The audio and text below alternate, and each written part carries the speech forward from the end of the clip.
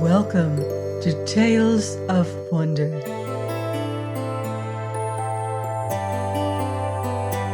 I'm Mardell,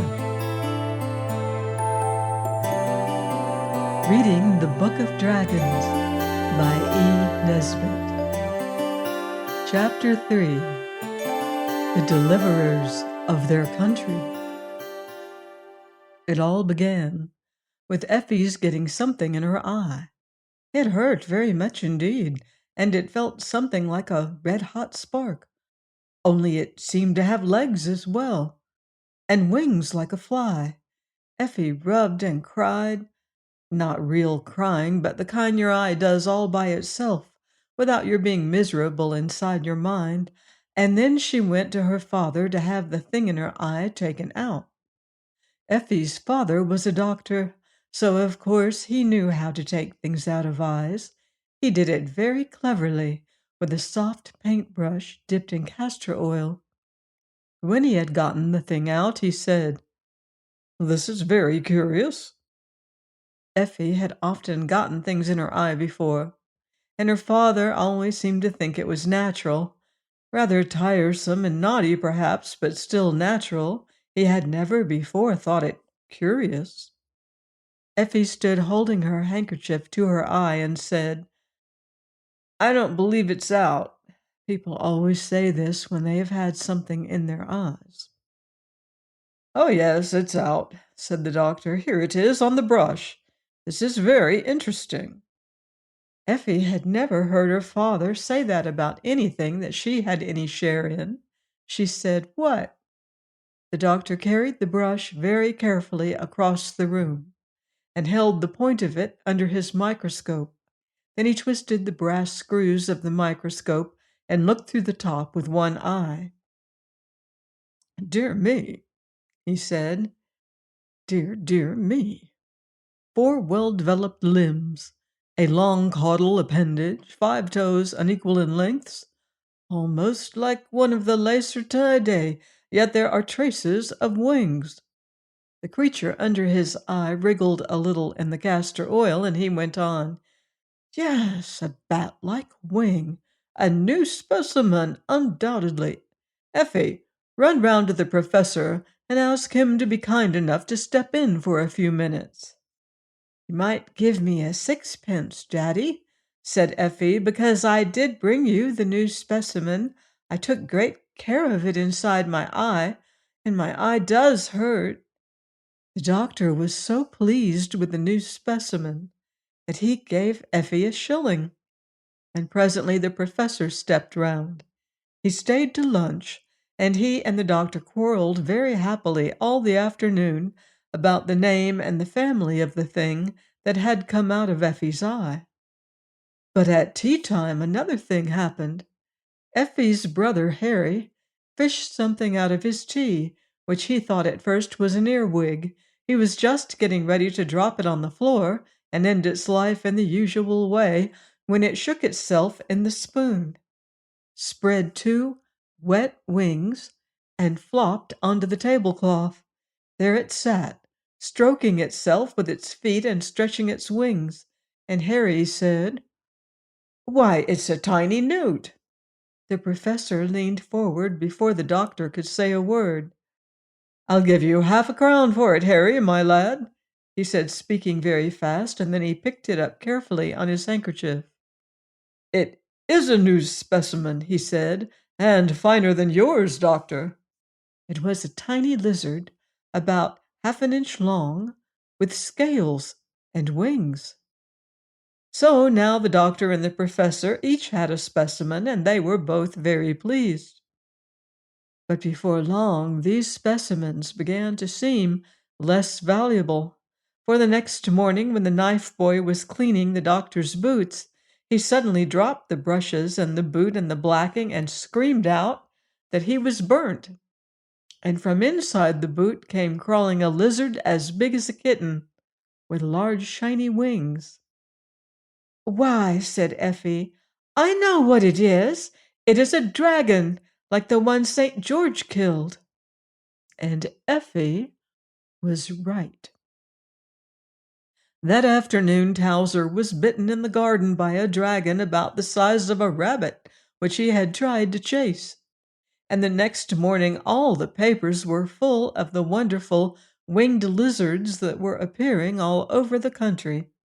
The papers would not call them dragons because, of course, no one believes in dragons nowadays, and at any rate, the papers were not going to be so silly as to believe in fairy stories. At first, there were only a few, but in a week or two, the country was simply running alive with dragons of all sizes, and in the air you could sometimes see them as thick as a swarm of bees. They all looked alike, except as to size. They were green with scales, and they had 4 legs and a long tail, and great wings like bats' wings, only the wings were a pale, half-transparent yellow, like the gearboxes on bicycles. They breathed fire and smoke, as all proper dragons must, but still the newspapers went on pretending they were lizards, until the editor of the Standard was picked up and carried away by a very large one, and then the other newspaper people had not anyone left to tell them what they ought to believe.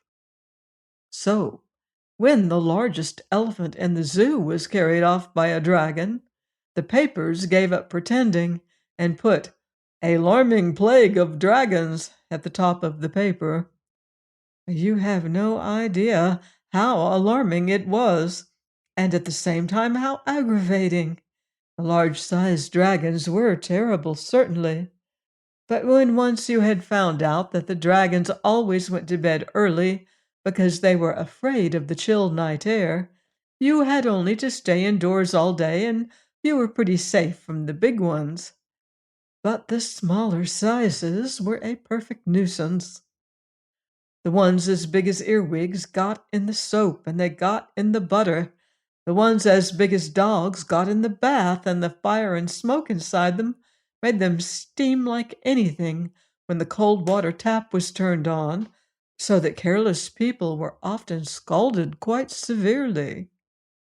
The ones that were as large as pigeons would get into work baskets or corner drawers and bite you when you were in a hurry to get a needle or a handkerchief. The ones as big as sheep were easier to avoid because you could see them coming, but when they flew in at the windows and curled up under your eiderdown and you did not find them till you went to bed, it was always a shock. The ones this size did not eat people, only lettuce, but they always scorched the sheets and the pillow-cases dreadfully. Of course, the county council and the police did everything that could be done. It was no use offering the hand of a princess to anyone who killed a dragon. This way was all very well in olden times, when there was only one dragon and one princess, but now there were far more dragons than princesses, although the royal family was a large one, and besides it would have been a mere waste of princesses to offer rewards for killing dragons, because everybody killed as many dragons as they could quite out of their own heads and without rewards at all, just to get the nasty things out of the way. The county council undertook to cremate all dragons delivered at their offices between the hours of 10 and 2, and whole wagon loads and cartloads and truckloads of dead dragons could be seen any day of the week, standing in a long line in the street where the county council had their offices. Boys brought barrow loads of dead dragons, and children on their way home from morning school would call in to leave the handful or two of little dragons they had brought in their satchels or carried in their knotted pocket handkerchiefs. And yet there seemed to be as many dragons as ever. Then the police stuck up great wood and canvas towers and covered them with patent glue. When the dragons flew against these towers, they stuck fast, as flies and wasps do on the sticky papers in the kitchen. And when the towers were covered all over with dragons, the police inspector used to set fire to the towers and burnt them dragons and all. And yet there seemed to be more dragons than ever. The shops were full of patent dragon poison and anti-dragon soap and dragon-proof curtains for the windows, and indeed everything that could be done was done. And yet there seemed to be more dragons than ever. It was not very easy to know what would poison a dragon because you see they ate such different things. The largest kind ate elephants as long as there were any, and then went on with horses and cows. Another size ate nothing but lilies of the valley, and a third size ate only prime ministers, if they were to be had, and if not, would feed freely on servants in livery. Another size lived on bricks, and three of them ate two-thirds of the South Lambeth infirmary in one afternoon. But the size Effie was most afraid of was about as big as your dining room, and that size ate little girls and boys. At first, Effie and her brother were quite pleased with the change in their lives. It was so amusing to sit up all night instead of going to sleep, and to play in the garden lighted by electric lamps.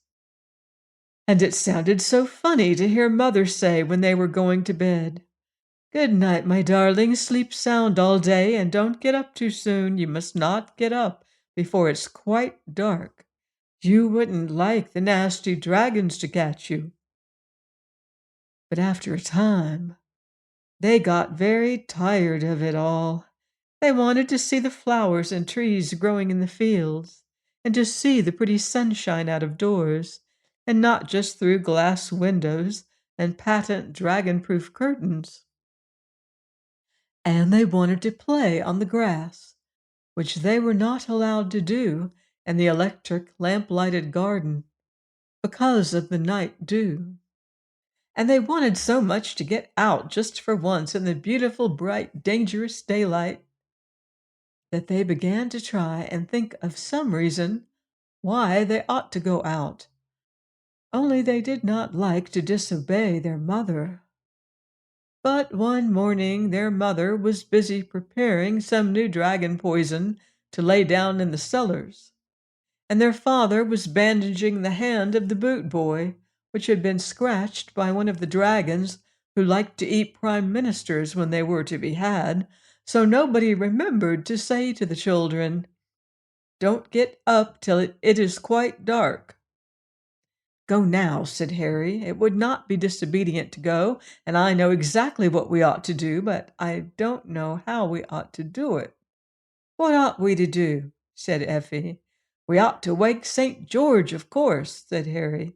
"He was the only person in his town who knew how to manage dragons. The people in the fairy tales don't count. But St. George is a real person, and he is only asleep, and he is waiting to be waked up. Only nobody believes in St. George now. I heard father say so." "We do," said Effie. "Of course we do. Don't you see, Eff, that's the very reason why we could wake him. You can't wake people if you don't believe in them, can you?" Effie said no, but where could they find St. George? "We must go and look," said Harry boldly. "You shall wear a dragon-proof frock made of stuff like the curtains, and I will smear myself all over with the best dragon poison, and—" Effie clasped her hands and skipped with joy and cried, "Oh, Harry, I know where we can find St. George. In St. George's Church, of course." "Hmm," said Harry, wishing he had thought of it for himself.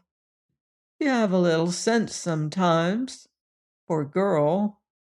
So the next afternoon, quite early, long before the beams of sunset announced the coming night, when everybody would be up and working, the two children got out of bed. Effie wrapped herself in a shawl of dragon-proof muslin. There was no time to make the frock, and Harry made a horrid mess of himself with the patent dragon poison. It was warranted harmless to infants and invalids, so he felt quite safe. Then they joined hands and set out to walk to St. George's Church.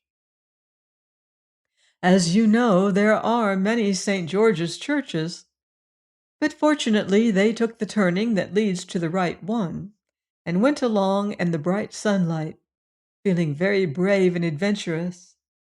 There was no one about in the streets except dragons, and the place was simply swarming with them.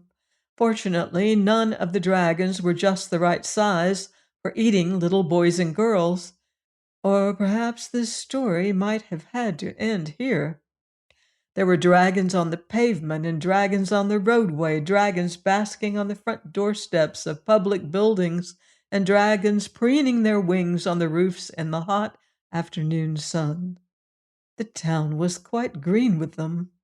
Even when the children had gotten out of town and were walking in the lanes, they noticed that the fields on each side were greener than usual, with scaly legs and tails, and some of the smaller sizes had made themselves asbestos nests in the flowering hawthorn hedges.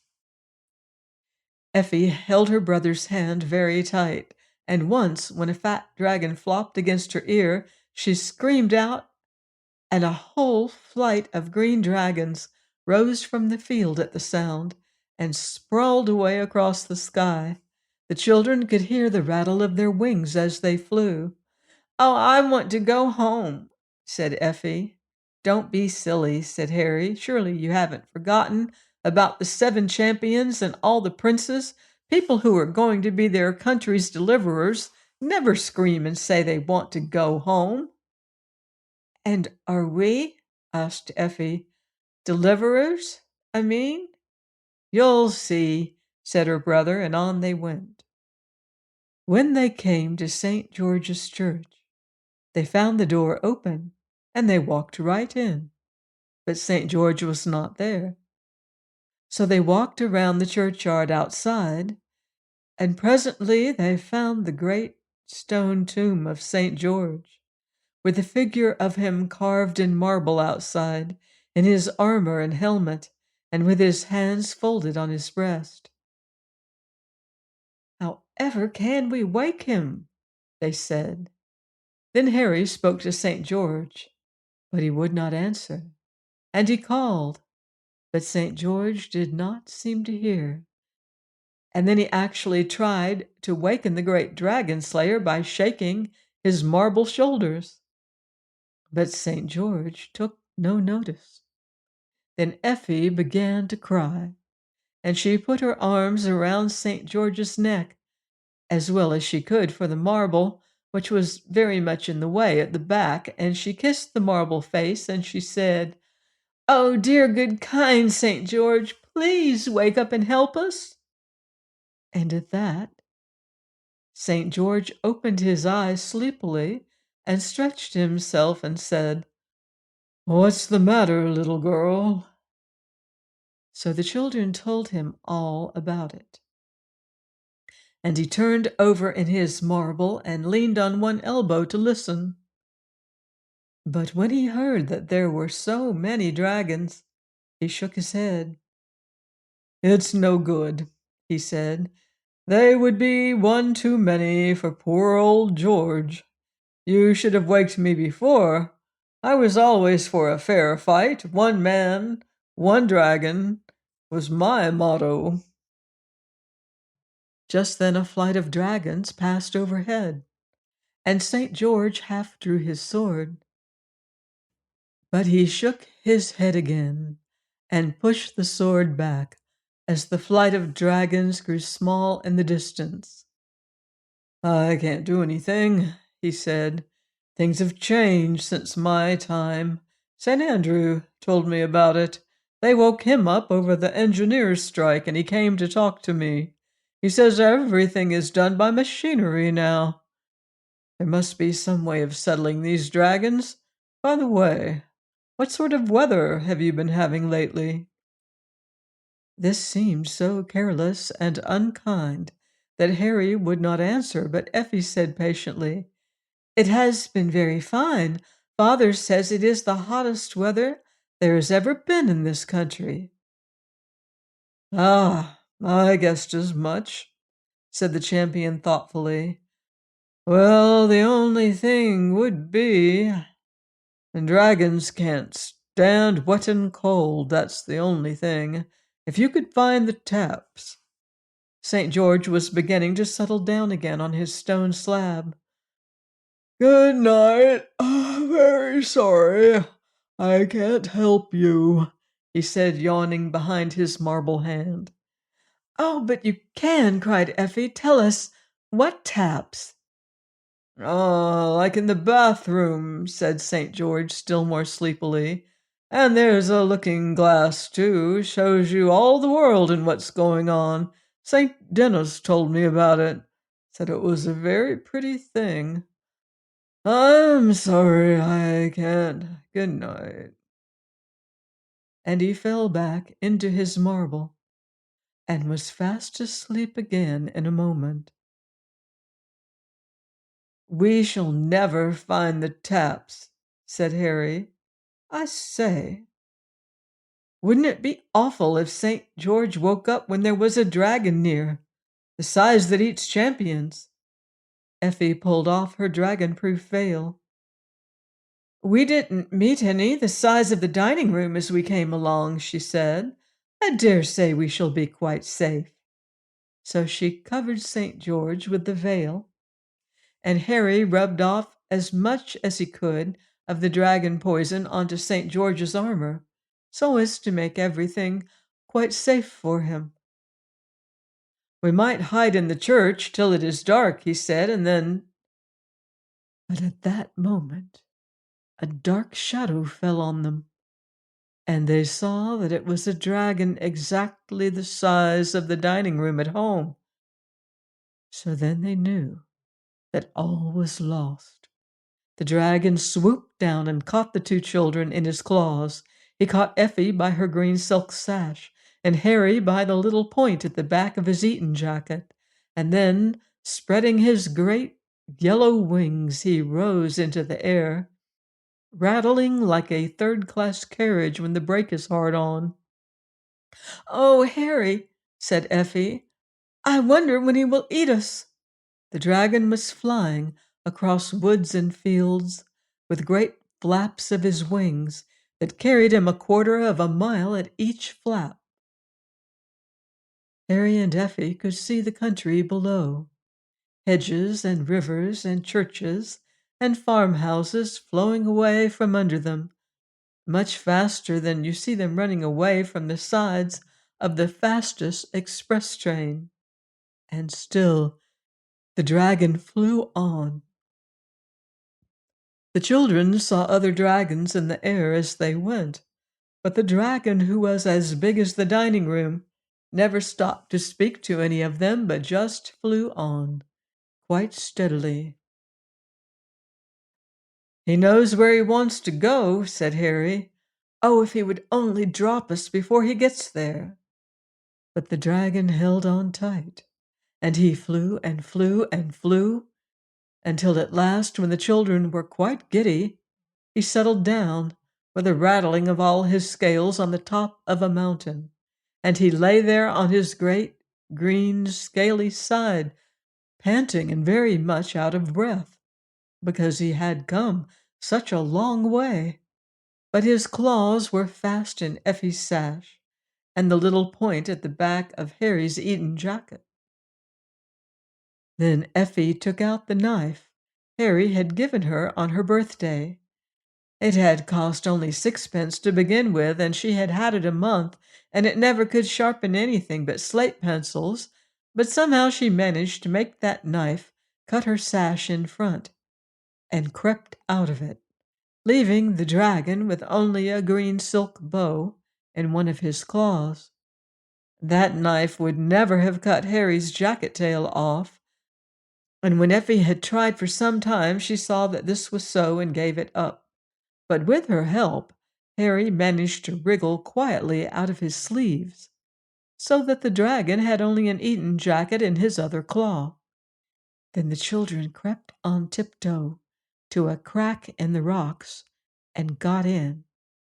It was much too narrow for the dragon to get in also, So they stayed in there and waited to make faces at the dragon when he felt rested enough to sit up and begin to think about eating them.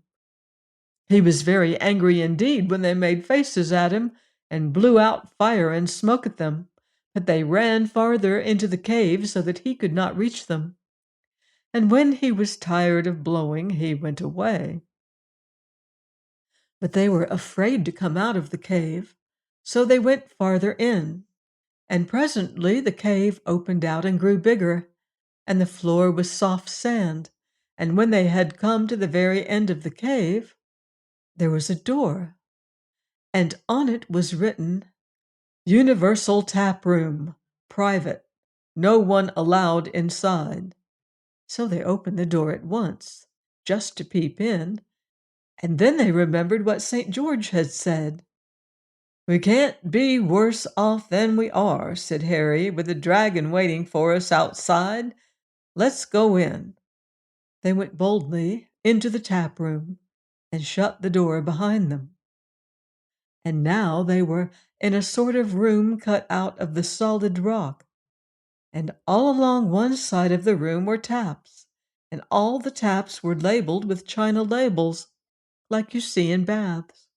And as they could both read words of 2 syllables, or even 3 sometimes, they understood at once that they had gotten to the place where the weather is turned on from.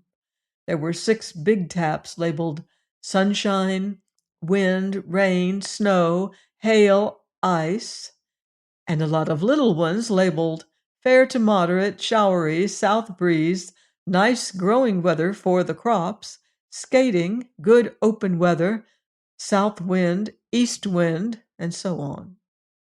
And the big tap labeled sunshine was turned full on.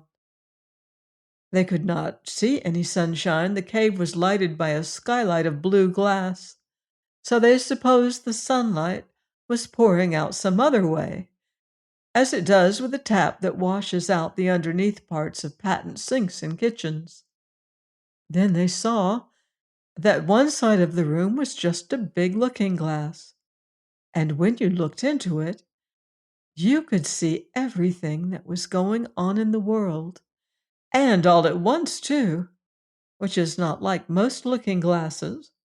They saw the carts delivering the dead dragons at the county council offices, and they saw St. George asleep under the dragon-proof veil, and they saw their mother at home crying because her children had gone out in the dreadful, dangerous daylight, and she was afraid a dragon had eaten them. And they saw the whole of England like a great puzzle map, green in the field parts and brown in the towns, and black in the places where they make coal and crockery and cutlery and chemicals. All over it on the black parts, and on the brown, and on the green, there was a network of green dragons, and they could see that it was still broad daylight, and no dragons had gone to bed yet. Effie said, "Dragons do not like cold," and she tried to turn off the sunshine. But the tap was out of order, and that was why there had been so much hot weather and why the dragons had been able to be hatched. So they left the sunshine tap alone and they turned on the snow and left the tap full on while they went to look in the glass. Then they saw the dragons running all sorts of ways, like ants, if you are cruel enough to pour water into an ant heap, which of course you never are. And the snow fell more and more. Then Effie turned on the rain tap quite full on, and presently the dragons began to wriggle less, and by some of them lay quite still. So the children knew the water had put out the fires inside them, and they were dead. So then they turned on the hail, only half on for fear of breaking people's windows, and after a while there were no more dragons to be seen moving. Then the children knew that they were indeed the deliverers of their country. "They will put up a monument to us," said Harry, "as high as Nelson's. All the dragons are dead." I hope the one that was waiting outside for us is dead, said Effie. And about the monument, Harry, I'm not so sure. Oh, what can they do with such a lot of dead dragons? It would take years and years to bury them, and they could never be burnt now they're so soaking wet. I wish the rain would wash them off into the sea. But this did not happen, and the children began to feel that they had not been so frightfully clever after all. "Wonder what this old thing's for," said Harry. He had found a rusty old tap, which seemed as though it had not been used for ages. Its china label was quite coated over with dirt and cobwebs, when Effie had cleaned it with the bit of her skirt. For curiously enough, both the children had come out without pocket handkerchiefs. She found that the label said waste. "Let's turn it on," she said. "It might carry off the dragons." The tap was very stiff from not having been used for such a long time, but together they managed to turn it on and then ran to the mirror to see what happened. Already, a great round black hole had opened in the very middle of the map of England, and the sides of the map were tilting themselves up, so that the rain ran down toward the hole. "Oh, hooray, hooray, hooray!" cried Effie, and she turned back to the taps and turned on everything that seemed wet.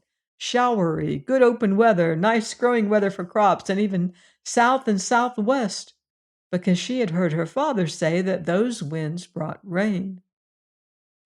And now the floods of rain were pouring down on the country, and great sheets of water flowed toward the center of the map, and cataracts of water poured into the great round hole in the middle of the map, and the dragons were being washed away and disappearing down the waste pipe in great green masses and scattered green shoals, single dragons and dragons by the dozen of all sizes, from the ones that carry off elephants down to the ones that get in your tea. Presently there was not a dragon left. So then they turned off the tap, named Waste, and they half turned off the one labeled Sunshine. It was broken so that they could not turn it off altogether.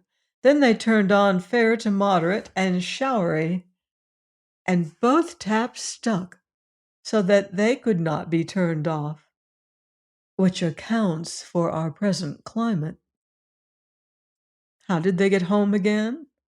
By the Snowdon Railway, of course. And was the nation grateful?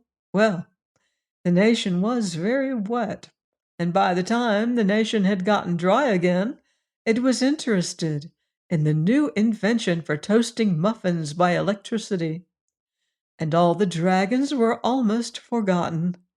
Dragons do not seem so important when they are dead and gone, and you know, there never was a reward offered. And what did Father and Mother say when Effie and Harry got home? My dear, that is the sort of silly question you children always will ask. However, just for this once, I don't mind telling you. Mother said, "Oh, my darlings, you're safe, you're safe. You naughty children, how could you be so disobedient? Go to bed at once." And their father, the doctor, said, "I wish I had known what you were going to do. I should have liked to preserve a specimen. I threw away the one I got out of Effie's eye. I intended to get a more perfect specimen. I did not anticipate this immediate extinction of the species." The professor said nothing, but he rubbed his hands. He had kept his specimen, the one the size of an earwig that he gave Harry half a crown for. And he has it to this day. You must get him to show it to you. Please join me here next time for more magical adventure in the Book of Dragons by E. Nesbit. on Tales of Wonder.